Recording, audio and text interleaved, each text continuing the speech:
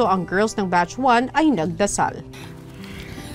Lord God, maraming salamat po kasi ito na po yung binigay niya sa amin, yung matagal po namin pinanghirapan, Lord. Amen!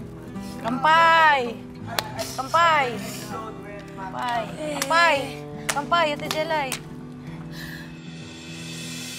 Ilang saglit pa sa garden area ay nag-uusap ang Batch 4. Parang nalulungkot lang ako na parang sayang. Andun ka na bago boom, baksak ka. Diba? Yun parang ito, mountain, umakyat ka, biglang nandito ka na bago boom.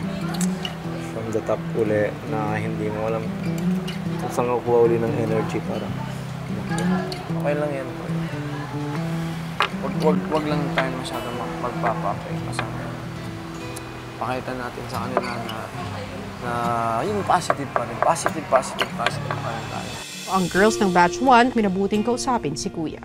Gusto po namin mag-sorry sa mga nangyari ngayong gabi kasi din namin po yun intention at nadala lang po kami kasi gustong-gusto din po namin na manalo. At kayo, bahagi ng Big Four dahil ipinaglaban ninyo ang inyong mga pangarap na isang marangal na paraan.